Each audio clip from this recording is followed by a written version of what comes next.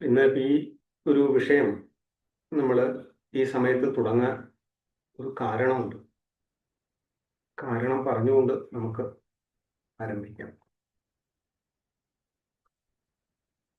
കഴിഞ്ഞ മാസം ഗുരുപൂർണിമയുടെ സമയമാണ്. നമുക്കറിയാം, ഭാരതത്തിലെല്ലാം പ്രത്യേകിച്ച് ആശ്രമങ്ങളോ മഠങ്ങളോ ഒക്കെ കേന്ദ്രീകരിച്ചും ആധ്യാത്മിക വിദ്യ ആചരിക്കുന്ന ആൾക്കാരൊക്കെ പ്രത്യേകിച്ച് അവരുടെ ഗുരുക്കന്മാരെ കാണുകയോ അവരെയൊക്കെ വന്ദിക്കുകയോ അവരെ ശുശ്രൂഷിക്കുകയോ ഒക്കെ ചെയ്യുന്നതായിട്ടുള്ള ഒരു സമയമാണ് ഗുരു പൂർണിമ. ഇപ്പൊ എല്ലാവരെയും സംബന്ധിച്ചിടത്തോളം തന്റെ ഗുരുക്കന്മാരെയൊക്കെ ആരാധിക്കാനും പൂജിക്കാനും പരിചയം പുതുക്കാനും ഒക്കെ പൊതുവായിട്ട് ഉപയോഗിക്കുന്ന ഒരു കാലഘട്ടമാണ് നമ്മൾ ഗുരു പൂർണിമ എന്ന് പറയുന്നത്. ഗുരുപൂർണിമ തുടങ്ങി 4 മാസക്കാലം ചാതുർമാസ്യ വ്രത കാലഘട്ടമായിട്ടാണ് പറയപ്പെടുന്നത്. ഗുരുപൂർണിമ തുടങ്ങി അന്ന് മുതൽ തുടങ്ങി അടുത്ത ഒരു 4 മാസ കാലഘട്ടം എന്ന് പറയുന്നത് ചാതുർമാസ വ്രത കാലഘട്ടമാണ്. പ്രത്യേകിച്ച് സന്യാസിമാരെയൊക്കെ സംബന്ധിച്ചിടത്തോളം അല്ലെ ജ്ഞാനികളായിട്ടുള്ള ആൾക്കാരെയൊക്കെ സംബന്ധിച്ചിടത്തോളം അവർ ഈ ഒരു 4 മാസം ഒരു പ്രത്യേക വ്രതം അനുഷ്ഠിക്കുന്നുണ്ട്. അത് പല രീതിയിലും പലരും അനുഷ്ഠിക്കാറുണ്ട്. പൊതുവെ നമുക്ക് കാണാൻ പറ്റുന്നത് ഈ വേദാന്തികളായിട്ടുള്ള ആൾക്കാരെയൊക്കെ സംബന്ധിച്ചിടത്തോളം അവരുടെ ഗുരുക്കന്മാര് ശിഷ്യന്മാര് അവരുടെ ഗുരുക്കന്മാരുടെ അടുക്കൽ പോയി ഈ സമയങ്ങളിൽ ഒരുപക്ഷെ അവരുടെ ആശ്രമങ്ങളിലൊക്കെ താമസിച്ച് ഗുരു ശുശ്രൂഷ ചെയ്ത് തങ്ങളുടെ സംശയങ്ങൾ എന്തെങ്കിലും ഉണ്ടെങ്കിൽ ദൂരീകരിച്ച് കൂടുതൽ കാര്യങ്ങൾ ഗുരുവിൽ നിന്ന് പഠിക്കുന്നതായ ഒരു കാലഘട്ടമാണ്. അതല്ലെങ്കിൽ ചില ഗുരുക്കന്മാരെ സംബന്ധിച്ച് സന്യാസിമാരെ സംബന്ധിച്ച് അവർ ഏതെങ്കിലും ഒരു ഗ്രാമത്തിലെത്തി ആ ഗ്രാമത്തിൽ താമസിച്ചുകൊണ്ട് താൻ ഇതുവരെ പഠിച്ചതായ വിഷയങ്ങൾ ഒന്നുകൂടി പുനർപഠനത്തിന് അഥവാ സ്വാധ്യായത്തിന് വിധേയമാക്കി എന്തെങ്കിലുമൊക്കെ തങ്ങൾക്കുണ്ടായിട്ടുള്ള സംശയങ്ങളോ കാര്യങ്ങളോ ഉണ്ടെങ്കിൽ അത് ദൂരീകരിച്ച് ഉറപ്പിച്ച് ഒപ്പം ആ ഗ്രാമവാസികളായിട്ടുള്ള ആൾക്കാർക്ക് ജ്ഞാനത്തെ പ്രദാനം ചെയ്യുക. ആ ഭാഗത്ത് അവർ താമസിക്കുന്ന ഏത് സ്ഥലത്താണോ അതിനടുത്തുള്ള ഗ്രാമവാസികളായിട്ടുള്ള ചുറ്റുപാടുമുള്ള ആൾക്കാർക്ക് ഈ ആധ്യാത്മിക ജ്ഞാനത്തെ പ്രദാനം ചെയ്യുന്നതായിട്ടുള്ള ഒരു സമയമാണ് ഈ ചാതുർമാസ്യം എന്ന് പറയുന്നത്. അപ്പൊ ചില സ്ഥലങ്ങളിലൊക്കെ നമ്മൾ ഈ കേരളമൊക്കെ വിട്ടു കഴിഞ്ഞാൽ പ്രത്യേകിച്ച് വടക്കേന്ത്യയിലേക്കൊക്കെ പോയി കഴിഞ്ഞാൽ അവിടെ ഈ സന്യാസിമാരെയൊക്കെ നേരത്തെ തന്നെ ഈ ചാതുർമാസം ആരംഭിക്കുന്ന സമയത്ത് തന്നെ വളരെ നേരത്തെ തന്നെ അവർ പോയിട്ട് ചില സന്യാസിമാരെയൊക്കെ കണ്ടിട്ട് ഈ സമയത്ത് ഈ ഒരു 4 മാസം തങ്ങളുടെ വീട്ടിൽ ഉണ്ടാവണം എന്ന് പറഞ്ഞ് അവർക്ക് പ്രത്യേകമായ ഒരു സംവിധാനമൊക്കെ ഉണ്ടാക്കി ആ സംവിധാനത്തിന്റെ ഉള്ളിൽ അവരെ താമസിപ്പിച്ച് അവരെ ശുശ്രൂഷിച്ച് ഒപ്പം അവരുടെ സാധനയ്ക്ക് ആവശ്യമായ സാഹചര്യങ്ങൾ ഒരുക്കുന്നതോടൊപ്പം തന്നെ ഈ പറഞ്ഞ പോലെ ആ ഗ്രാമവാസികൾക്ക് ഈ 4 മാസവും ഏതെങ്കിലും ഒരു വിഷയത്തെക്കുറിച്ച് പഠിക്കാനുള്ള അവസരം ഉണ്ടാകുന്നു. ആധ്യാത്മിക വിദ്യ പഠിക്കാനുള്ള ഒരു സമയം അവസരം ഉണ്ടാകുന്നു എന്നുള്ളതാണ് നമുക്ക് ഈ സമയത്ത് കാണാൻ വേണ്ടിയിട്ട് കഴിയുന്നത്. അതുകൊണ്ട് എല്ലാ ഗുരുകുലങ്ങളിൽ പോയാലും നമുക്ക് ഈ സമയത്ത് സ്വാധ്യായം എന്ന് പറയുന്ന ഒരു കാര്യം കൃത്യമായി നടക്കുന്നതായി കാണാൻ വേണ്ടിയിട്ട് കഴിയും. അവരവരെ തൻ്റെ ഗുരുക്കന്മാർ പറഞ്ഞു തന്നതോ താൻ പഠിച്ചതോ ആയ കാര്യങ്ങളെ വീണ്ടും ഒന്നേ എന്ന് പഠിച്ചുറപ്പിക്കുന്നതായ ഒരു കാലഘട്ടമാണ് ഈ സമയം. നമ്മൾ ഋഷി ഋണം പഞ്ചഋണങ്ങളൊക്കെ പറയുമ്പോൾ ഋഷി ഋണം എന്ന് പറഞ്ഞിട്ട് ഒരു ഋണത്തെ കുറിച്ചിട്ട് പറയും. നമ്മൾ വിദ്യ പഠിച്ചു എന്നുള്ളത് കൊണ്ട് തന്നെ എന്താണ് ആ വിദ്യ പഠിപ്പിക്കുകയോ അത് നമ്മൾ ആ അറിവ് പുതുക്കിക്കൊണ്ടിരിക്കുകയോ ഒക്കെ ചെയ്യണമെന്നാണ് അവിടെ പറയുന്നത്. അപ്പൊ അങ്ങനെയാണ് നമ്മൾ അതിനോടുള്ള ആ ഒരു കടം വീട്ടുന്നത്. ആ ഋണം നമ്മൾ ഒഴിവാക്കുന്നത് നമ്മൾ പഠിച്ച ശാസ്ത്രത്തെ മറ്റുള്ളവർക്ക് പറഞ്ഞു കൊടുക്കും. അതേപോലെ തന്നെ വീണ്ടും വീണ്ടും അതിനെ അധ്യയനം ചെയ്ത് ഉറപ്പിച്ചും ഒക്കെയാണ് നമ്മൾ ആ ഋണം വീട്ടുന്നത് എന്ന് ശാസ്ത്രങ്ങളിൽ പറയാം. അപ്പൊ ഇവിടെ നമ്മൾ ഈ ഒരു വിഷയം ഈ സമയത്ത് ചിന്തിക്കുന്നതിനുള്ള ഒരു കാരണം ഇത് തന്നെയാണ്. ഈ ഒരു 4 മാസം ചാതുർമാസ്യം എന്ന് പറയുന്ന ഈ ഒരു 4 മാസം ആധ്യാത്മിക വിദ്യയെ കുറിച്ചിട്ട് ചിന്തിക്കേണ്ട ഒരു കാലഘട്ടമായതുകൊണ്ട് ഈ ഒരു കാര്യം നമ്മൾ ഒരു വിഷയത്തെ എടുത്ത് ശങ്കരാചാര്യ സ്വാമികൾ പറഞ്ഞതായ ആത്മവിദ്യയെ കുറിച്ചിട്ടുള്ള ഒരു വിഷയത്തെ എടുത്ത് ചർച്ച ചെയ്യുക എന്നുള്ളതാണ് ഈ ഒരു സമയം കൊണ്ട് അല്ലെങ്കിൽ ഈ ഒരു 4 മാസത്തിനുള്ളിൽ ഈ ഒരു വിഷയം പറഞ്ഞു തീർക്കുക എന്നുള്ളതാണ് നമ്മൾ ഉദ്ദേശിക്കുന്നത്. ജ്ഞാനം, കാരണം മോക്ഷത്തിന് അടിസ്ഥാനമായിട്ടാണ് ജ്ഞാനം പറയുന്നത്. എല്ലാ ശാസ്ത്രങ്ങളും നോക്കുമ്പോൾ അവസാനം മോക്ഷം എന്ന് പറയുന്ന തലത്തിലേക്ക് എത്തണമെങ്കിൽ ഏത് മാർഗത്തിലൂടെ യാത്ര ചെയ്താലും ആ മാർഗത്തിലൂടെ ജ്ഞാനത്തെ ആർജിക്കണം. അത് ഭക്തിയായാലും കർമ്മമായാലും യോഗമായാലും അവസാനം ജ്ഞാനം ആ ശാസ്ത്രത്തിലൂടെ ജ്ഞാനത്തിന്റെ തലത്തിലേക്ക് ഉയരുമ്പോഴാണ് മോക്ഷം എന്ന് പറയുന്ന അവസ്ഥ ഉണ്ടാവുക എന്നാണ് ശാസ്ത്രങ്ങളിലെല്ലാം നമ്മൾ നോക്കുമ്പോൾ കാണാൻ വേണ്ടിയിട്ട് സാധിക്കും. അതുകൊണ്ട് തന്നെയാണ് നമുക്ക് ഈ സമയത്ത് ഈ ശാസ്ത്ര അധ്യയനത്തിന് വളരെ പ്രാധാന്യം ഉള്ളത്. അതുകൊണ്ടാണ് നമ്മൾ ഈ ക്ലാസ് കോളേജ് ഓഫ് യോഗയുടെ ആഭിമുഖ്യത്തിൽ ഇങ്ങനെ നിശ്ചയിച്ചിട്ടുള്ളത്. ഈ ഒരു ക്ലാസ്സിന്റെ ഒരു സവിശേഷത എന്താണെന്ന് വെച്ച് കഴിഞ്ഞാൽ, ഞാൻ എൻ്റെ ഗുരുനാഥന്മാരിൽ നിന്ന് പഠിച്ചതായ ഒരു വിഷയം നിങ്ങളുടെ മുമ്പിൽ അവതരിപ്പിക്കുകയാണ്. അപ്പോൾ വെറുതെ ഒരു പുസ്തകം പറയുന്നു എന്നുള്ളതിലുപരി എൻ്റെ ഗുരുനാഥന്മാരെ എനിക്ക് പറഞ്ഞു തന്നിട്ടുള്ള ഒരു ശാസ്ത്രത്തെ എനിക്ക് സാധിക്കുന്ന രീതിയിൽ, അറിയുന്ന രീതിയിൽ നിങ്ങളുടെ മുമ്പിൽ അവതരിപ്പിക്കാൻ വേണ്ടിയിട്ട് ശ്രമിക്കുകയാണ്. ഈ ക്ലാസ്സിന്റെ അവസാനം എനിക്ക് ഈ ശാസ്ത്രത്തെ പറഞ്ഞു തന്നിട്ടുള്ള എൻ്റെ ഗുരുക്കന്മാർ നിങ്ങളോടൊപ്പം ഈ ക്ലാസ്സിൽ ഉണ്ടാവും. അതുകൊണ്ട് ആ സമയത്ത് ഞാൻ പറഞ്ഞത് മനസ്സിലാവാത്ത കാര്യങ്ങളൊക്കെ തന്നെ നിങ്ങൾക്ക് അവരോട് ചോദിച്ച് മനസ്സിലാക്കാൻ വേണ്ടിയിട്ട് കഴിയും എന്നുള്ളതും ഈ ക്ലാസ്സിന്റെ ഒരു സവിശേഷതയാണ്. അപ്പം അതിനുള്ള അവസരമുണ്ട്. അവരോട് സംസാരിച്ച് അവരോട് അനുമതി വാങ്ങിയിട്ട് ആണ് ഇങ്ങനെ ഒരു ശാസ്ത്രത്തെ നിങ്ങളുടെ മുമ്പിൽ അവതരിപ്പിക്കാൻ വേണ്ടി ശ്രമിക്കുന്നത്. അവതരിപ്പിക്കാൻ ശ്രമിക്കുമ്പോൾ ഈ ശാസ്ത്രം പറയാൻ അതിൻ്റെതായ ഒരു എന്താ പറയുക, യോഗ്യതയൊക്കെ വേണം. ആ യോഗ്യത ഉണ്ട് എന്നുള്ളത് കൊണ്ട് പറയുന്നതല്ല. പക്ഷെ പഠിച്ച ശാസ്ത്രത്തെ വീണ്ടും വീണ്ടും പഠിക്കുകയും അതിനെ മറ്റുള്ളവരുടെ മുമ്പിൽ അവതരിപ്പിക്കുമ്പോൾ അത് കുറച്ചുകൂടി ഉറയ്ക്കാൻ സഹായിക്കും എന്നുള്ളത് കൊണ്ടും, പിന്നെ ജിജ്ഞാസുക്കളായിട്ടുള്ള ആൾക്കാർക്ക് ഈ ശാസ്ത്രത്തെ കൂടുതൽ മനസ്സിലാക്കാനുള്ള അവസരം ഇതിലൂടെ ഉണ്ടാവും എന്നൊക്കെ ഉള്ള ഒരു ധാരണയിലാണ് നമ്മൾ ഈ വിഷയത്തെ ഇന്നു മുതൽ ചർച്ച ചെയ്യാൻ വേണ്ടിയിട്ട് തീരുമാനിച്ചിട്ടുള്ളത്.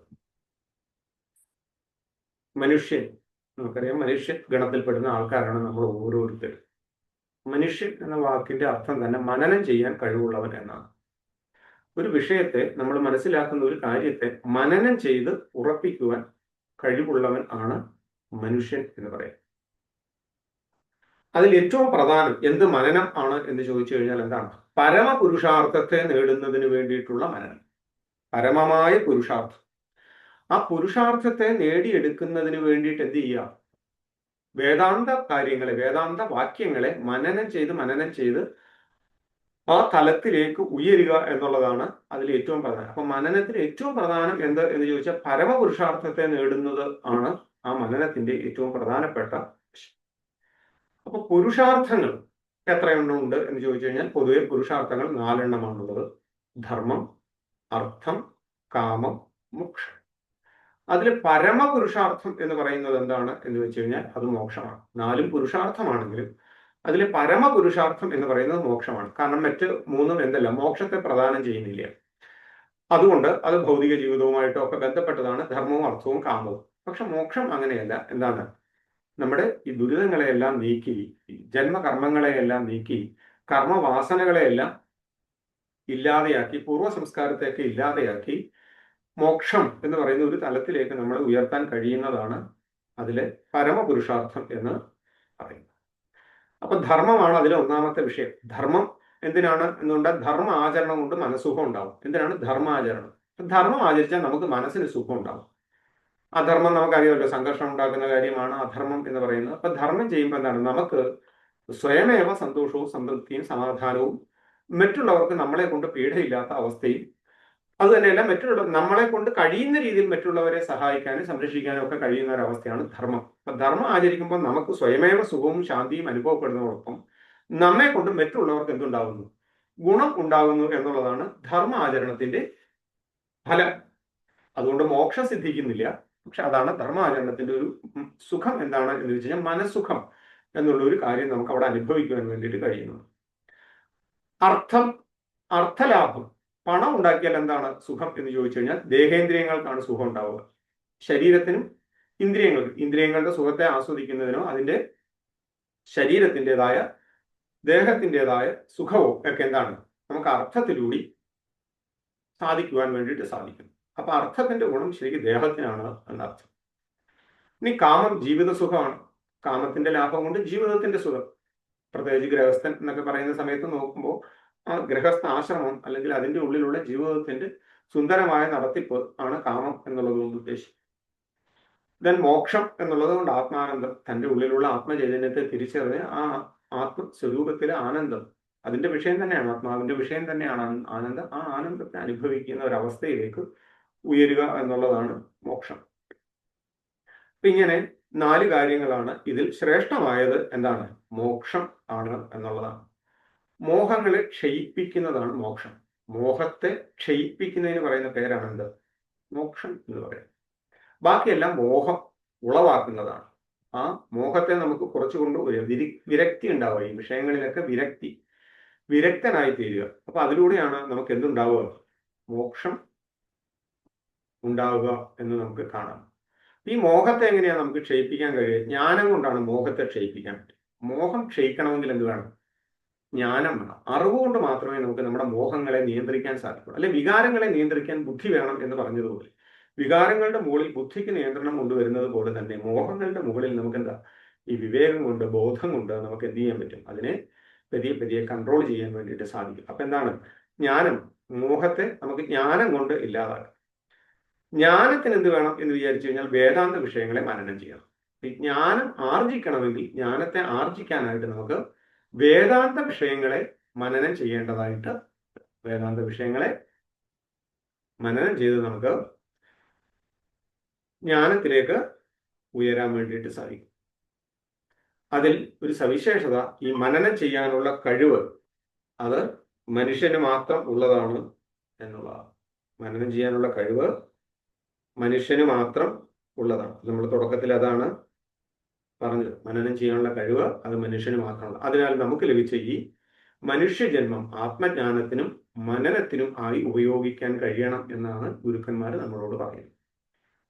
ഇത് മനനം ചെയ്യാനുള്ള കഴിവ് മനുഷ്യനെ ഉള്ളൂ എന്നുള്ളത് കൊണ്ട്, മനുഷ്യനായി ജീവിക്കുന്ന ഒരാൾ മനനം ചെയ്യാതെയാണ് ജീവിക്കുന്നതെങ്കിൽ, അല്ലെങ്കിൽ മനനം എന്ന് പറയുന്ന പ്രക്രിയ, ജ്ഞാനത്തിലേക്ക് ഉള്ള മാർഗം അയാൾ സ്വീകരിക്കുന്നില്ലെങ്കിൽ, ഈ ജന്മം കൊണ്ട്, അഥവാ മനുഷ്യജന്മം കിട്ടിയുകൊണ്ട് പ്രത്യേകിച്ച് ഗുണമൊന്നുമില്ല എന്നുള്ളതാണ്. മൃഗങ്ങളൊക്കെ അങ്ങനെ തന്നെയല്ല, അതും ജീവിക്കുന്നുണ്ട്, വളരുന്നുണ്ട്, നശിക്കുന്നുണ്ട്, സന്താനങ്ങളെ ഉത്പാദിപ്പിക്കുന്നുണ്ട്, ഉറങ്ങുന്നുണ്ട്. ഇതെല്ലാം ആർക്കുണ്ട്? മനുഷ്യനും മൃഗത്തിനും ഒക്കെ ഒരുപോലെയാണ്. മൃഗത്തിൽ നിന്ന് മനുഷ്യന്റെ പ്രത്യേകതയാണ് എന്ത്? കാര്യങ്ങളെ വിശകലനം ചെയ്ത് മനസ്സിലാക്കുക എന്നുള്ളത്, മനനം ചെയ്ത് മനസ്സിലാക്കുക എന്നുള്ള മനുഷ്യന്റെ സവിശേഷത. ആ മനനം എന്ത് വിഷയത്തിലായിരിക്കണം? മോക്ഷം നൽകുന്ന വിഷയം. ആ മോക്ഷം നൽകുന്ന വിഷയമാണ് എന്ത്? വേദാന്ത വിഷയങ്ങൾ എന്നൊക്കെ പറയുന്നത്. അപ്പൊ അതിലേക്ക് മോക്ഷകാരണമായ വിഷയത്തെ കുറിച്ചിട്ടായിരിക്കണം എന്ത് നമുക്ക് മനനം ചെയ്യാൻ കഴിയണം. അതിലൂടെ അല്ലാതെ നമുക്ക് എന്താണ്?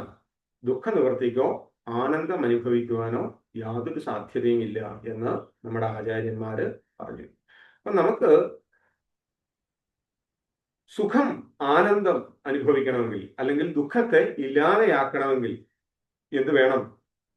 അത് ആത്മജ്ഞാനത്തിലൂടെ മാത്രമാണ് സാധ്യമാകുക. അപ്പോ ഇത് മനസ്സിലാക്കുന്ന ഒരാളാണ് മനുഷ്യജന്മത്തിന്റെ മഹത്വം അറിഞ്ഞവർ എന്ന് ആചാര്യന്മാർ പറഞ്ഞു. അപ്പൊ ആരാണ് മനുഷ്യൻ എന്ന് ചോദിച്ചു കഴിഞ്ഞാൽ ഇതറിയുന്നവനാണ്. മനുഷ്യജന്മത്തിന്റെ മഹത്വം എന്ന് പറയുന്നത് ഈ പറഞ്ഞ ആത്മജ്ഞാനം നേടുന്ന ആൾക്കാരാണ് മനുഷ്യ ജന്മത്തിന്റെ മഹത്വം അറിഞ്ഞിട്ടുള്ള ആൾക്കാർ എന്ന് നമുക്ക് പറയാം. ബാക്കി ആൾക്കാരൊന്നും എന്താണ് ഈ മനുഷ്യ ജന്മത്തിന്റെ മഹത്വം എന്താണ് എന്ന് അറിയുന്നില്ല എന്ന് നമ്മുടെ ആചാര്യന്മാർ പറഞ്ഞു വെക്കുന്നു. അങ്ങനെ ആ മനുഷ്യജന്മത്തിന്റെ മഹത്വത്തെ നമുക്ക് മനസ്സിലാക്കി തന്ന ആൾക്കാരെയാണ് നമ്മൾ ഗുരുക്കന്മാർ എന്ന് പറയുന്നത്. ഈ ഞാൻ ഈ ശരീരം മറ്റുള്ളവരിൽ നിന്ന്, മറ്റുള്ള ജീവജാലങ്ങളിൽ നിന്ന് വ്യത്യസ്തമായി എനിക്ക് ഇങ്ങനെ ഒരു ശരീരം ലഭിച്ചിട്ടുണ്ട് എങ്കിൽ, ഈ ശരീരം എന്തിനു വേണ്ടിയിട്ടാണ്, അതിന്റെ ഉദ്ദേശം എന്താണ്, എവിടേക്കാണ് ഈ ശരീരത്തിൽ ഇരുന്ന് ഈ ജീവൻ യാത്ര ചെയ്യേണ്ടത് എന്ന് ഉള്ള അറിവ്, ആ ഒരു തിരിച്ചറിവ് നമുക്ക് തരാൻ ഉള്ള, അല്ലെങ്കിൽ നമുക്ക് തരുന്ന ആൾക്കാരെയാണ് ആരെന്ന് പറയാൻ നമ്മൾ ഗുരു എന്ന് പറയുന്നത്, ഗുരുക്കന്മാർ. അപ്പോൾ ഗുരുക്കന്മാര് അതാണ് ചെയ്തുകൊണ്ടിരിക്കുന്നത്. അതാണ് ഈ സമയത്തിന്റെ ഒരു പ്രത്യേകത. ഈ ഒരു അറിവിനെ അവർ പ്രദാനം ചെയ്യുക എന്നുള്ളതാണ്. അങ്ങനെയുള്ള ഗുരുക്കന്മാർ നമുക്ക് നൽകിയ വിദ്യയാണ് എന്താ? ബ്രഹ്മവിദ്യ എന്ന് പറയുന്നത്. ഗുരുക്കന്മാര് ഈ പറഞ്ഞതുപോലെ സാധാരണ മനുഷ്യനെ മനനം ചെയ്ത് അവനെ ആ ഒരു ബ്രഹ്മജ്ഞാനത്തിലേക്ക്, മോക്ഷത്തിലേക്ക് എത്തിക്കുന്നതിന് വേണ്ടിയിട്ട് പകർന്നു നൽകിയിട്ടുള്ള വിദ്യയാണ് ബ്രഹ്മവിദ്യ. മോക്ഷത്തിലേക്ക് എത്തുന്നതിനുള്ള വിദ്യയാണ് നമുക്ക് ബ്രഹ്മവിദ്യ എന്ന് കാണാൻ വേണ്ടിയിട്ട് കഴിയും. ജീവനെ സംസാര ദുഃഖത്തിൽ നിന്ന് കരകയറ്റാനുള്ള ശ്രേഷ്ഠമായ വിദ്യയുടെ പേരാണ് ബ്രഹ്മവിദ്യ. മനുഷ്യനായിട്ടുള്ള നമ്മളെല്ലാവർക്കും എന്തുണ്ട്? സംസാര ദുഃഖം. ജീവിതത്തിൽ എന്തുണ്ട്? നിരവധിയായ ദുഃഖം. ജന്മം എടുക്കുന്നത് തന്നെ ദുഃഖം അനുഭവിക്കാനാണെന്നാണ് പറയുന്നത്. താപത്രയങ്ങളാണ് അതിന്റെ കാരണമായിട്ട് നമ്മുടെ ശാസ്ത്രങ്ങളെല്ലാം പറയുന്നത്. അതിദൈവിക, അതിഭൗതിക, ആധ്യാത്മികവുമായിട്ടുള്ള ദുഃഖങ്ങൾ അനുഭവിക്കുന്നതിന് വേണ്ടിയിട്ട് ആണ് എന്ത്? ഈ ശരീരം. അതില് സഞ്ചിതം, ആഗാമി, പ്രാരാബ്ധം എന്നൊക്കെ പറഞ്ഞിട്ട് ദുഃഖങ്ങളെ എങ്ങനെ വേർതിരിച്ച് നമുക്ക് കാണാം. കർമ്മഫലങ്ങളെയെല്ലാം അതിൽ തന്നെ എന്താണ് പ്രാരാബ്ധം ആരംഭിക്കുന്ന കാലത്താണ് ഒരു മനുഷ്യൻ ശരീരം സ്വീകരിക്കുന്നത്. പ്രാരാബ്ധം ആരംഭിക്കുമ്പോൾ ശരീരം സ്വീകരിക്കുകയും പ്രാരാബ്ധം അവസാനിക്കുമ്പോൾ ശരീരം ഉപേക്ഷിക്കുകയും ചെയ്യും. അപ്പൊ പ്രാരാബ്ധം ആരംഭിക്കുമ്പോൾ ശരീരം സ്വീകരിക്കുന്നു എന്ന് പറഞ്ഞാൽ അന്ന് മുതൽ അവന്റെ ദുഃഖം, പ്രാരാബ്ധം ദുഃഖം തുടങ്ങുകയാണ്. പിന്നെ ആ ദുഃഖം എപ്പോഴാണ് തീരുന്നത്? അത് ഈ ശരീരം പോകുമ്പോഴാണ്. അപ്പൊ പ്രാരാബ്ധം ഉള്ളിടത്തോടെ ഈ ശരീരം ഉണ്ടാവും. പ്രാരാബ്ധം തീരുമ്പോൾ ഈ ശരീരം ഇല്ലാണ്ടാവും. അപ്പൊ ഇങ്ങനെ ഈ സഞ്ചിതമാകാം, ഈ പ്രാരാബ്ധമാകുന്ന സകല കർമ്മങ്ങൾ എന്നാണോ ഒരാളിൽ നിന്ന് ഇല്ലാതാകുന്ന അന്ന് മോക്ഷം, മുക്തി ആ സമയത്തൊക്കെയാണ് ഉണ്ടാവുക. അതിനാണ് ജ്ഞാനത്തെ കുറിച്ചിട്ടുള്ള ബ്രഹ്മവിദ്യയാണ് അതിന് ഉതകുന്ന ശാസ്ത്രം എന്നുള്ള നിലയിൽ ഗുരുക്കന്മാര് നമ്മളുടെ മുമ്പിൽ പറഞ്ഞു വെച്ചിട്ടുള്ളത്. അപ്പൊ ജീവനെ സംസാര ദുഃഖത്തിൽ നിന്ന് കരകയറ്റുക എന്നുള്ളതാണ് ഈ ബ്രഹ്മവിദ്യയുടെ ഉദ്ദേശം.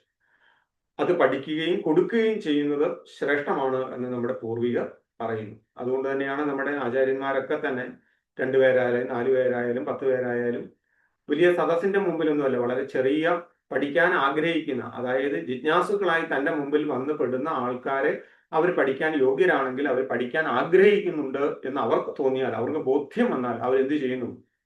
അവർക്ക് ഈ പറഞ്ഞ ബ്രഹ്മവിദ്യയെ പ്രദാനം ചെയ്യുന്നതായിട്ട് നമുക്ക് കാണാൻ വേണ്ടിയിട്ട് കഴിയും. സർവേഷാം അഭി ദാതാനാം ബ്രഹ്മദാനം വിശിഷ്യതേ എന്ന് ശാസ്ത്രം പറഞ്ഞു വയ്ക്കുന്നു. സർവേഷാം അഭിദാനാനാം ബ്രഹ്മദാനം വിശിഷ്യത. ബ്രഹ്മദാനമാണ്. സകല ദാനങ്ങളിലും വിശേഷപ്പെട്ടത് എന്താണ്? ബ്രഹ്മദാനമാണ് എന്ന് ശാസ്ത്രങ്ങളും പറഞ്ഞു വെച്ചിട്ടുണ്ട്. ഏറ്റവും നല്ല ദാനം, ഒരാൾക്ക് കൊടുക്കാൻ പറ്റുന്ന ഏറ്റവും വലിയ ദാനം എന്ന് പറയുന്നത് എന്താണ്?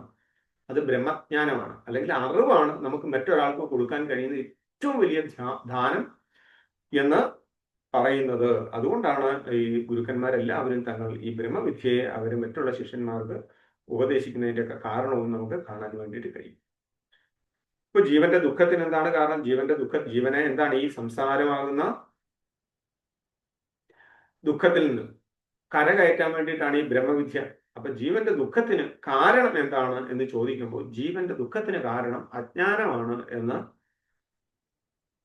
നമ്മുടെ ഗുരുക്കന്മാർ അല്ലെങ്കിൽ നമ്മുടെ ഋഷീശ്വരന്മാര് ശാസ്ത്രങ്ങൾ ഒക്കെ പറഞ്ഞു വെക്കുന്നതായിട്ട് നമുക്ക് കാണാം. ജീവന്റെ ദുഃഖത്തിന് കാരണം അജ്ഞാനമാണ്. അപ്പോൾ ഈ ബ്രഹ്മവിദ്യ കൊണ്ട് നമുക്ക് ഈ അവിദ്യയെ അഥവാ അജ്ഞാനത്തെ ഇല്ലാതാക്കാൻ വേണ്ടി കഴിയും. അപ്പൊ എന്താണ് ഈ അവിദ്യ എന്ന് നോക്കിക്കഴിഞ്ഞാൽ ആ അവിദ്യയുടെ സ്വരൂപം, നമുക്ക് വിദ്യയാണ് മോക്ഷ കാരണമായിട്ട് നിൽക്കുന്നതെങ്കിൽ അതിന് തടസ്സമായിട്ടുള്ളത് അവിദ്യയാണ് എന്ന് കാണാം. ഈ അവിദ്യയുടെ സ്വരൂപം എന്താണ് എന്ന് ചോദിച്ചു കഴിഞ്ഞാൽ അവിദ്യയുടെ സ്വരൂപം ആണ് എന്ത്? ഒന്ന് ഭേദബുദ്ധി, രണ്ടെന്ന ചിന്ത, രണ്ടുണ്ട് എന്ന തോന്നൽ, അതാണ് ഒന്ന്. രണ്ടാമത്തത് രാഗദ്വേഷങ്ങൾ, ഇഷ്ടമോ ദ്വേഷമോ, ഒരു വസ്തുവിനോട് നമുക്ക് തോന്നുന്ന ഇഷ്ട അനിഷ്ടങ്ങളെല്ലാം തന്നെ എന്താണ്? രാഗദ്വേഷാദികളാണ്. അത് രണ്ടാമത്തത്. 3 ദേഹാഭിമാനം, ഞാൻ എന്ന അഭിമാനം, ഞാനാണ്, ഈ ദേഹമാണ് എന്ത്? ഞാൻ എന്ന ബോധം, അഭിമാനം. ഞാൻ ഈ ജീവൻ ദേഹത്തിൽ അഭിമാനിക്കുക എന്നൊക്കെ വേണമെങ്കിൽ പറയാം. അങ്ങനെ ആ അഭിമാനം ആണ് എന്ത്? അവിദ്യയുടെ സ്വരൂപം. അതുകൊണ്ടാണ് ഞാൻ എന്ന് പറയുമ്പോൾ ഈ രൂപത്തിൽ മാത്രമേ എനിക്ക് എന്നെ കാണാൻ കഴിയുള്ളൂ. വേറൊരു രൂപത്തിലും എനിക്ക് എന്നെ കാണാൻ കഴിയാത്തത് എന്തുകൊണ്ടാണ്? ജീവൻ ഈ ശരീരത്തിൽ അഭിമാനിക്കുന്നത് കൊണ്ടാണ്. ഈ ശരീരത്തിൽ ജീവൻ അഭിമാനിക്കുന്നത് കൊണ്ട് ഞാൻ ആരാണെന്ന് ചോദിച്ചു കഴിഞ്ഞാൽ ഞാൻ ഈ രൂപത്തിലുള്ള ഈ നാമത്തിലുള്ള ഒരാളാണ്. എൻ്റെ രൂപം എന്താണ്? ഈ കാണുന്നതാണ്. എൻ്റെ നാമം എന്താണ്? മനോജ് എന്നാണ്. അപ്പൊ ഈ നാമത്തിലും ഈ രൂപത്തിലുമാണ് ആരിയ്ക്കുന്നത്? ഞാൻ ഇരിക്കുന്നത്. എന്തുകൊണ്ടാണ് അത്? ഈ പറഞ്ഞതുപോലെ ദേഹാഭിമാനമാണ്. ഞാൻ അഥവാ ജീവൻ ദേഹത്തിൽ അഭിമാനിക്കുന്നത് കൊണ്ടാണ്. അതാണ് അവിദ്യയുടെ സവിശേഷത. അവിദ്യയുടെ സവിശേഷതയാണത്. അപ്പൊ അതുകൊണ്ട് ആ അവിദ്യയെ എന്ത് വേണം? അവിദ്യയുടെ ഈ സ്വരൂപത്തെ നമുക്ക് ഇല്ലാതാക്കാൻ വേണ്ടിയിട്ട് കഴിയണം. അതിന് അദ്വൈത വേദാന്തത്തിലൂടെയാണ് നമുക്ക് ഇതിനെ മറികടക്കാൻ സാധിക്കുക. അതിന് ആചാര്യസ്വാമികൾ നിരവധിയായ ചില ഗ്രന്ഥങ്ങൾ നമ്മളുടെ മുമ്പിൽ അവതരിപ്പിച്ചിട്ടുണ്ട്. അതിലേക്ക് ഒരുപാട് പേരുണ്ട്. അതിൽ പ്രധാനി നമുക്ക് പ്രത്യേകിച്ച് നമ്മൾ കേരളീയരെ സംബന്ധിച്ച് നോക്കുമ്പോൾ ശങ്കരാചാര്യ സ്വാമികൾ എന്താണ് നമ്മുടെ മുമ്പിൽ ഈ പറഞ്ഞ ബ്രഹ്മവിദ്യയെ മനസ്സിലാക്കുന്നതിന് അനവധിയായ ഗ്രന്ഥങ്ങൾ നമ്മളുടെ മുമ്പിൽ അദ്ദേഹം അവതരിപ്പിച്ചിട്ടുണ്ട് എന്ന് നമുക്ക് കാണാം. അതാണ് അദ്വൈത വേദാന്തം. രണ്ടല്ല എന്നുള്ള തലത്തിലേക്ക് നമ്മളെ കൊണ്ട് എത്തിക്കുക. എല്ലാം ഒന്നാണ്, ഒന്നിന്റെ തന്നെ അംശമാണ് ഈ കാണുന്നതെല്ലാം, അല്ലാതെ രണ്ടൊന്നില്ല, ഭേദം എന്ന് പറയുന്നതില്ല എന്ന് ബോധ്യപ്പെടുത്താനായിട്ട് അദ്വൈത വേദാന്തം സിദ്ധാന്തം ആചാര്യസ്വാമികൾ അനവധിയായ ഗ്രന്ഥങ്ങളിലൂടെ നമ്മളുടെ മുമ്പിൽ അവതരിപ്പിച്ചിട്ടുണ്ട് എന്ന് നമുക്ക് കാണാൻ വേണ്ടി കഴിയും. അതിൽ തന്നെ തുടക്കക്കാർക്ക് വേണ്ടിയിട്ടുള്ള ഗ്രന്ഥങ്ങളാണ് പ്രകരണ ഗ്രന്ഥങ്ങൾ എന്ന് പറയുന്നത്.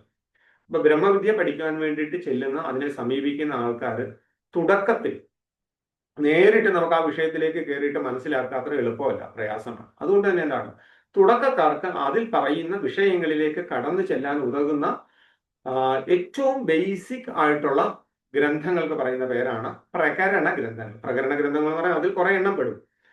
അങ്ങനെയുള്ള പ്രകരണ ഗ്രന്ഥങ്ങൾ ആരാണ്? ധാരാളമായിട്ട് നമുക്ക് ആചാര്യസ്വാമികളുടെ തന്നെയല്ല, വേറെ പലരുടെയും ഉണ്ട് കേട്ടോ. അതിൽ ആചാര്യസ്വാമികളെ എടുത്തു പറഞ്ഞെന്ന് മാത്രമേ ഉള്ളൂ. ആചാര്യസ്വാമികളുടെ പ്രകരണ ഗ്രന്ഥങ്ങൾ നമുക്ക് കാണാം. അതിൽ ആചാര്യസ്വാമികളുടെ ഒരു പ്രകരണ ഗ്രന്ഥമാണ് തത്വബോധം എന്ന് പറയുന്നത്. അപ്പോൾ ഈ വേദാന്തത്തിലേക്ക് കയറി ചെല്ലുന്നതിനുള്ള പ്രകരണ ഗ്രന്ഥങ്ങളിൽ ഒരു ഗ്രന്ഥമാണ് എന്ത്? തത്വബോധം. അപ്പൊ ഇന്ന് നമ്മൾ ഇവിടെ ചർച്ച ചെയ്യാൻ ഉദ്ദേശിക്കുന്നത് ഈ ഗ്രന്ഥമാണ്. ഈ വേദാന്തത്തിലേക്ക് കടന്നു ചെല്ലാൻ സഹായിക്കുന്നതായ, അതിൽ പറയുന്നതായ അറിവുകളെ മനസ്സിലാക്കുവാൻ സഹായിക്കുന്നതായ അടിസ്ഥാനപരമായ വിഷയങ്ങൾ. ആ അടിസ്ഥാനപരമായ വിഷയങ്ങൾ ഏതൊക്കെയാണ് എന്ന് മനസ്സിലാക്കാൻ ഉതകുന്ന ഏറ്റവും ലളിതമായ ചെറിയ ഒരു പ്രകരണ ഗ്രന്ഥമാണ് എന്ത്? തത്വബോധം എന്ന് പറയുന്നത്. ഗുരു ശിഷ്യ സംവാദ രൂപത്തിലുള്ള ഒരു ഗ്രന്ഥമാണിത്. ഒരു ചോദ്യം ചോദിക്കുന്നു, ചോദ്യത്തിന് ആചാര്യൻ ഉത്തരം നൽകുന്നു, പൂർവപക്ഷി ചോദ്യം ചോദിക്കുന്നു, ആചാര്യൻ ഉത്തരം നൽകുന്നു. അപ്പൊ ഈ ചോദ്യവും ഉത്തരവും, അപ്പോൾ ചോദ്യങ്ങൾ, സംശയങ്ങൾ, നമുക്ക് സംശയം ഉള്ളതുപോലെ തന്നെ ഇവിടെയും സംശയം പൂർവപക്ഷി അഥവാ ശിഷ്യൻ സംശയം ചോദിക്കുന്നുണ്ട്, ആചാര്യൻ അതിന് ഉത്തരം നൽകുന്നുണ്ട്. ആ രീതിയിലാണ്, ആ സംവാദ രൂപത്തിലാണ് നമുക്ക് ഈ കൃതി രചിക്കപ്പെട്ടിരിക്കുന്നത് എന്ന് കാണുവാൻ വേണ്ടിയിട്ട് കഴിയും. വേദാന്തത്തിലെ പ്രധാന വിഷയം ആയിട്ടുള്ള ജീവൻ, ബ്രഹ്മം, പ്രപഞ്ചം എന്നിവയെ കുറിച്ചിട്ടുള്ള ബോധം, അതേപോലെ തന്നെ അനുബന്ധ വിഷയങ്ങളായ പഞ്ചകോശം, പ്രാണന്മാര്, പഞ്ചീകരണം, മഹാവാക്യങ്ങൾ, ഈ കാര്യങ്ങളെല്ലാം തന്നെ ഈ ഗ്രന്ഥത്തിൽ ചർച്ച ചെയ്യപ്പെടുന്നു. ഈ ഗ്രന്ഥത്തിൽ ചർച്ച ചെയ്യപ്പെടുന്ന വിഷയങ്ങൾ എന്ന് പറയുന്നത്, ഒന്ന് ജീവൻ എന്താണ്, ബ്രഹ്മം എന്ന് വെച്ച് കഴിഞ്ഞാൽ എന്താണ്, പ്രപഞ്ചം എന്ന് വെച്ച് കഴിഞ്ഞാൽ എന്താണ്, പഞ്ചകോശങ്ങൾ അതെന്താണ്, പഞ്ചപ്രാണന്മാർ എന്താണ്, പഞ്ചീകരണം എന്ന് വെച്ച് കഴിഞ്ഞാൽ എന്താണ്, മഹാവാക്യങ്ങൾ എന്ന് വെച്ചാൽ ബ്രഹ്മസത്യം ജഗത് മിഥ്യാ തത്വമസി എന്നൊക്കെ പറയുന്നതാണ് മഹാവാക്യം. ആ മഹാവാക്യങ്ങളും ഒക്കെയാണ് ഈ ഗ്രന്ഥത്തിലെ പ്രതിപാദ്യ വിഷയം. നമുക്ക് നമ്മളുടെ ആചാര്യന്മാരെയും ഗുരുക്കന്മാരെയും ഒക്കെ സ്മരിച്ചുകൊണ്ട് നമുക്ക് ഈ വിഷയത്തിലേക്ക് ആണ് പ്രവേശിക്കേണ്ടത്. ഗുരുവന്ദനത്തിലൂടെയാണ് നമ്മൾ തുടങ്ങിയത്. ഈ ശാസ്ത്രവും നമുക്ക് ആരംഭിക്കുന്നത് അതേ ഗുരുവന്ദനത്തിലൂടെയാണ് എന്ന് നമുക്ക് കാണാൻ അറിയാം. എന്തിനാ ഗുരു വന്ദനം എന്ന് ചോദിച്ചു കഴിഞ്ഞാൽ, ഗുരുവില്ലാതെ ഒരു വിദ്യയും ശോഭിക്കുകയില്ല എന്നുള്ളതുകൊണ്ടാണ്. നമ്മൾ എന്തൊക്കെ കാര്യങ്ങൾ എവിടുന്നൊക്കെ പഠിച്ചു കഴിഞ്ഞാലും നമ്മുടെ ഉള്ളിൽ സംശയങ്ങൾ അവശേഷിക്കും. അപ്പോൾ നമുക്കൊരു ഗുരുവിന്റെ സാന്നിധ്യത്തിലാണ് പഠിക്കുന്നതെങ്കിൽ സംശയങ്ങളെ നമുക്ക് അതാത് സമയങ്ങളിൽ ദൂരീകരിക്കുന്നതിനുള്ള അവസരങ്ങൾ നമുക്ക് അവിടെയുണ്ട്. അല്ലെങ്കിൽ ആ സംശയങ്ങളെ ദൂരീകരിക്കാൻ കഴിയുന്ന ആളെയാണ് നമ്മൾ ഗുരു എന്ന് പറയുന്നത് തന്നെ. അതുകൊണ്ട് തന്നെ ഗുരുവില്ലാതെ നമുക്ക് ഒരു വിദ്യയും ശരിയായിട്ട് ശോഭിക്കുകയില്ല എന്നുള്ളതാണ് അതിന്റെ കാരണം. അതുകൊണ്ട് തന്നെ ഗുരു കടാക്ഷത്തിലൂടെ വേണം നമുക്ക് ഈ ഗ്രന്ഥത്തിലേക്ക്, ഈ ശാസ്ത്രത്തിലേക്കൊക്കെ പ്രവേശിക്കാൻ. ആ ഗുരു കാരുണ്യവും ഈശ്വര കടാക്ഷവും കൊണ്ട് മാത്രമേ നമുക്ക് ഈ അറിവിനെ പൂർണ്ണതയിലേക്ക് എത്തിക്കാനും സാധിക്കും. നമുക്ക് ഗുരുവിന്റെ കാരുണ്യവും ഈശ്വര കടാക്ഷവും, ഈശ്വരന്റെയും ഒരു കൃപ നമുക്ക് വേണം. കാരണം മോക്ഷം എന്ന് പറയുന്നത് ആ ബ്രഹ്മവുമായിട്ട് അല്ലെങ്കിൽ ആ പരമാത്മാവുമായിട്ടൊക്കെ ലയം പ്രാപിക്കുക എന്നുള്ളതാണെങ്കിൽ ആ ഈശ്വരൻ്റെതായ ചൈതന്യവും എന്ത് വേണം നമുക്ക് ലഭിക്കേണ്ടത്. അത് രണ്ടും നമുക്ക് ലഭിക്കുന്ന സമയത്താണ് ഈ ബുക്കിൽ പറയുന്ന പ്രതിപാദ്യ വിഷയം എന്താണോ ആ വിഷയം നമ്മുടെ തലയുടെ ഉള്ളിലേക്ക് പ്രവേശിക്കുക എന്നാണ് നമുക്ക് കാണാൻ വേണ്ടി കഴിയുന്നത്. അതിൽ ഗുരുവിന് വളരെ വലിയ പ്രാധാന്യം ഉണ്ട് എന്നുള്ളതാണ്. നല്ല ഗുരുക്കന്മാരുടെ മുമ്പിൽ നിങ്ങൾ ചെന്നപ്പെടുന്ന സമയത്ത് നിങ്ങൾക്ക് ഓരോരുത്തർക്കും മനസ്സിലാവും ഗുരുവിന്റെ പ്രസക്തി എന്താണ്. നമ്മൾ എവിടെയെങ്കിലും ഒരു നല്ല ഗുരുവിന്റെ മുമ്പിൽ ചെന്ന് പെടണം എന്ന് മാത്രമേ. അപ്പോഴാണ് നമുക്ക് അറിയുന്നത് നമ്മൾ അറിഞ്ഞിരിക്കുന്ന അറിവ് എന്താണ്, ശരിയായ അറിവ് എന്താണ് എന്നൊക്കെ നമുക്ക് ബോധ്യം വരുന്നത് ആ സമയത്താണ്. ഇതിലെ ഒന്നാമത്തെ സൂത്രം, നമ്മൾ ഈ ബുക്ക് തത്വബോധം എന്ന് പറയുന്ന ബുക്ക് എടുക്കുന്ന സമയത്ത് അതിലെ ആദ്യത്തെ ശ്ലോകം തന്നെ ആരംഭിക്കുന്നത് ശങ്കരാചാര്യ സ്വാമികൾ തന്റെ ഗുരുവിനെ വന്ദിച്ചുകൊണ്ടാണ് എന്ന് നമുക്ക് കാണാൻ വേണ്ടിയിട്ട് കഴിയും. വസുദേവ യോഗീന്ദ്രം നത്വാ ജ്ഞാനപ്രദം ഗുരും മുമുക്ഷൂണാം ഹിതാർത്ഥായ തത്വബോധോഭിധീയതേ. എന്ന് പറയുന്ന ഒരു സൂത്രം, ഒരു സൂത്രം പറഞ്ഞുകൊണ്ടാണ് ഇവിടെ ആരംഭിക്കുന്നത്. അപ്പൊ ആ സൂത്രത്തിന്റെ ഒന്നാമത് പറയുന്നത് തന്നെ, അതിൽ ഒന്നാമത്തെ വാക്ക് തന്നെ വസുദേവേന്ദ്ര യോഗീന്ദ്ര എന്നുള്ളതാണ്. അപ്പൊ എന്താണ് ഈ ഇവിടെ ഉദ്ദേശിച്ചിരിക്കുന്നത്? ഇവിടെ വസുദേവ യോഗീന്ദ്ര, ആചാര്യസ്വാമികളുടെ ഗുരുസങ്കല്പമാണ് അവിടെ പറഞ്ഞിട്ടുള്ളത്. ശങ്കരാചാര്യ സ്വാമികൾ തന്റെ ഗുരുവായിട്ട് സങ്കല്പിച്ചിട്ടുള്ള ഗുരുവിനെ കുറിച്ചിട്ടുള്ള ഒരു വർണ്ണനയാണ് അവിടെ പറഞ്ഞിരിക്കുന്നത്, വസുദേവ യോഗീന്ദ്രം. അപ്പോ ആരാണ് ഈ വസുദേവൻ? ഈ വസുദേവൻ എന്ന് പറയുമ്പോൾ ആ വാക്കിന്റെ അർത്ഥം വസതി ഇതി വസുദേവ, സകല ചരാചരങ്ങളിലും വസിക്കുന്നവൻ ആരും അവൻ വസുദേവൻ. അപ്പൊ വാസുദേവൻ എന്ന വാക്കിന്റെ അർത്ഥം, വസുദേവൻ അഥവാ വാസുദേവൻ എന്ന വാക്കിന്റെ അർത്ഥം എന്താണ് എന്ന് നോക്കിയാൽ സകല ചരാചരങ്ങളുടെ ഉള്ളിലും വസിക്കുന്ന ചൈതന്യം തന്നെ, ബ്രഹ്മം. അതാണ് സകല ചൈതന്യങ്ങളുടെ ഉള്ളിലുള്ളത് എന്താണ്? ബ്രഹ്മം, വസിക്കുന്നവൻ, അതാണ് വസുദേവൻ. അതല്ലെങ്കിൽ സകല ചരാചരങ്ങൾക്കും വസിക്കാൻ തൻ്റെ ഉള്ളിൽ ഇടം നൽകിയവനാരോ അവൻ വസുദേവൻ. രണ്ടർത്ഥമുണ്ട്. ഒന്ന്, സകല ചരാചരങ്ങൾക്കും വസിക്കാൻ തൻ്റെ ഉള്ളിൽ ഇടം നൽകിയവനെ വസുദേവൻ എന്ന് പറയുന്നു. അതല്ലെങ്കിൽ സകല ചരാചരങ്ങളിലും വസിക്കുന്നത് ആരാണ് അവനെ വസുദേവൻ എന്ന്. ആരാ സർവചരാചരങ്ങളിലും വസിക്കുന്നത്? പരമാത്മാവാണ്, പരമാത്മ തത്വമാണ് അല്ലെ. സകലരുടെയും ഉള്ളിൽ വസിക്കും. അപ്പൊ ഇവിടെ പറഞ്ഞിരിക്കുന്നത് അങ്ങനെ ഒരു ഗുരുവിനെ കുറിച്ചിട്ടാണ്. സകല ചരാചരങ്ങളുടെയും ഉള്ളിൽ വസിക്കുന്നതായിട്ടുള്ള പരമാത്മ ചൈതന്യം ആയിരിക്കുന്ന ഈശ്വരൻ എന്നർത്ഥം, അഥവാ ബ്രഹ്മം എന്നൊക്കെ നമുക്ക് അർത്ഥം പറയാം. ഈശ്വരൻ തന്നെ ഗുരു. നമുക്ക് പാതഞ്ജല യോഗ സൂത്രമൊക്കെ നോക്കുമ്പോൾ പാതഞ്ജല യോഗ സൂത്രത്തില് ഈശ്വരൻ തന്നെയാണ് ഗുരു എന്ന് പറയുന്ന ഭാഗങ്ങൾ നമുക്ക് ഒന്നാം അധ്യായത്തിൽ, പാതഞ്ജല യോഗ സൂത്രത്തിന്റെ ഒന്നാം അധ്യായത്തിൽ പറയുന്നുണ്ട്. ഈശ്വരനെ കുറിച്ചിട്ടുള്ള വർണ്ണന ഒന്നാം അധ്യായത്തിൽ 24-ാമത്തെ സൂത്രത്തില് ക്ലേശകർമ്മ വിഭാഗാശയ പരമാവിഷ്ട പുരുഷ വിശേഷ ഈശ്വര. ഈശ്വരന്റെ ഒരു വ്യാഖ്യാനം പറയുന്നു. പഞ്ചക്ലേശങ്ങളില്ലാത്തവൻ, കർമ്മങ്ങളില്ലാത്തവൻ, വിഭാഗം എന്ന് വെച്ച് കഴിഞ്ഞാൽ കർമ്മഫലങ്ങളില്ലാത്തവൻ, ആശയം പൂർവ്വജന്മ കർമ്മഫലം, സഞ്ചിത ജന്മകർമ്മഫലങ്ങൾ, അങ്ങനെ പൂർവ്വജന്മാർജിതമായ കർമ്മഫലങ്ങളും ഇല്ലാത്ത പുരുഷ വിശേഷപ്പെട്ട ആത്മാവിന് പറയുന്ന പേരാണ് ഈശ്വരൻ. ഇതാണ് ആ ഈശ്വരനെ കുറിച്ച് പാതഞ്ജല യോഗത്തിൽ പറയുന്ന വർണ്ണന. അപ്പൊ പുരുഷ വിശേഷമാണ് ആര്? ഈശ്വരൻ. എങ്ങനെയുള്ള പുരുഷ വിശേഷം? ക്ലേശം, കർമ്മം, വിഭാഗം, ആശയം, ഇത് നാലും ഇല്ലാത്തതായ പുരുഷ വിശേഷത്തിന് പറയുന്ന പേരാണ് പാതഞ്ജല യോഗ സൂത്രത്തിൽ, അഥവാ പതഞ്ജലി മഹർഷി പറയുന്നതാണ് പേരാണ് ഈശ്വരന് കൊടുത്തുള്ള നിർവചനമാണ് എന്ത്? ഈ പറഞ്ഞ 24-ാമത്തെ സൂത്രം. 25-ാമത്തെ സൂത്രത്തിൽ വീണ്ടും അദ്ദേഹം പറയുകയാണ്, തത്ര നിരതിശയം സർവജ്ഞത്വ ബീജം.